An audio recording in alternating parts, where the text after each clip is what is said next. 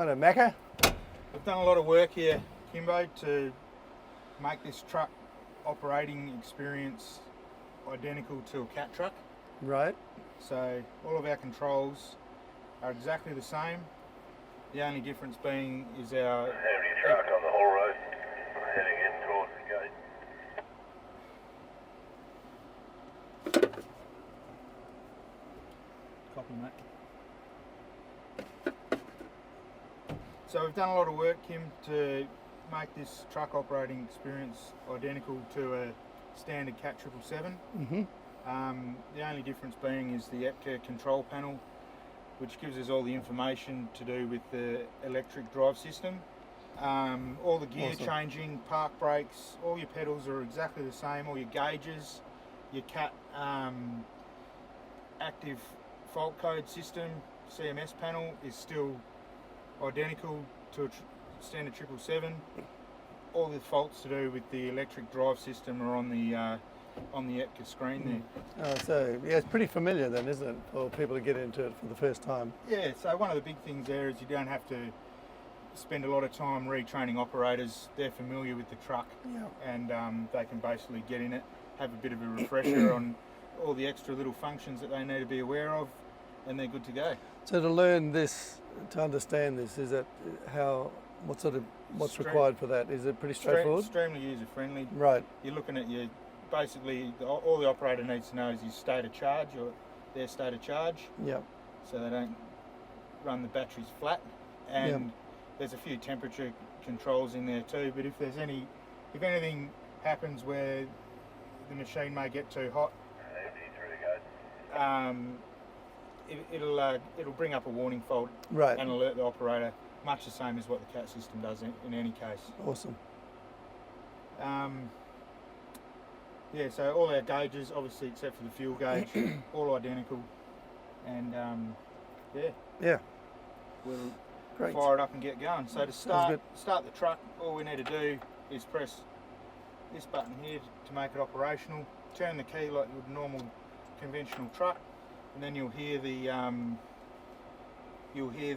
contactors for the battery click in, and that activates the control system for the electric side of it. And these little symbols here, that's part of the.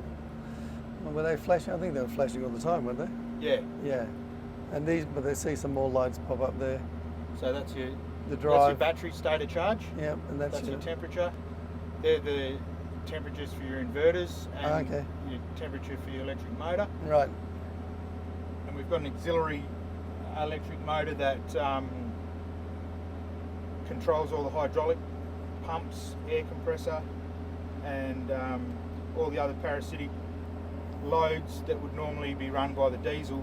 Is on a separate system. Separate system altogether from the main. So that's one good thing about it is we've got 1150 horsepower going directly to the powertrain. Yep. Whereas your diesel engine, your diesel truck, you have those parasitic loads that are coming out of that initial horsepower rating. So what's the effect on the performance of the truck with that?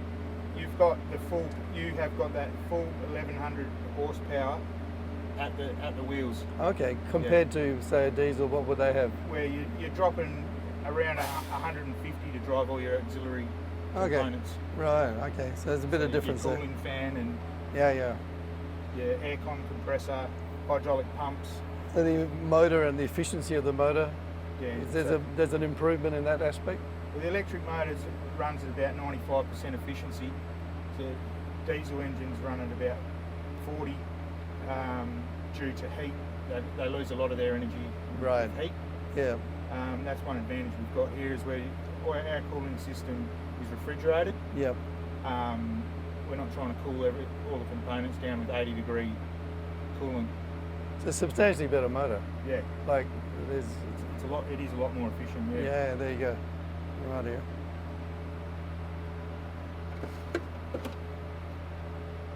Well, mate, we're just going to do one run up the driveway and then that's us.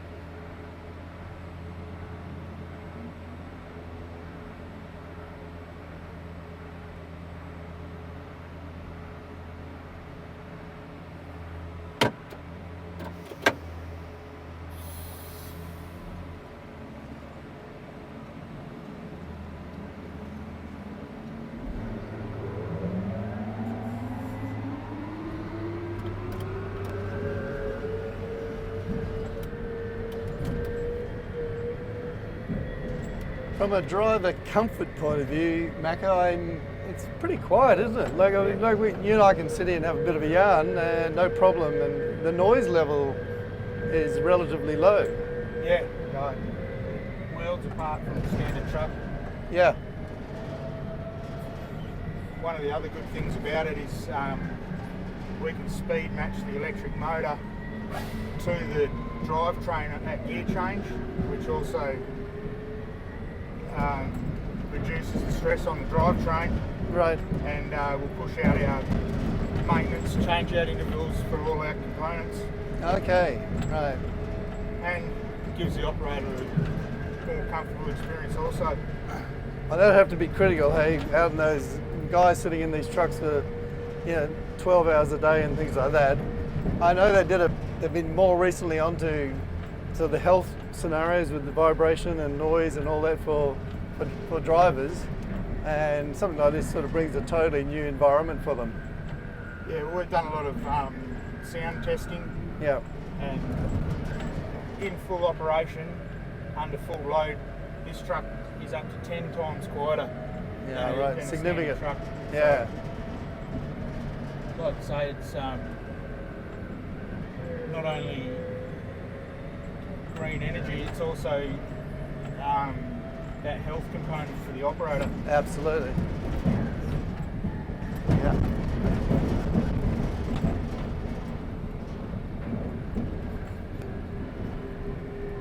So it actually, so as you can see, we've just gone up to 4th gear, and you wouldn't have been able to feel one gear change yet. Didn't feel it at all. Yeah. And the speed on these is same as the diesel trucks. They travel at the same kilometres an hour. Yeah. Exactly the same, mate. Yeah. We've just got a more efficient delivery of that power and smoother through to the drivetrain. Yeah.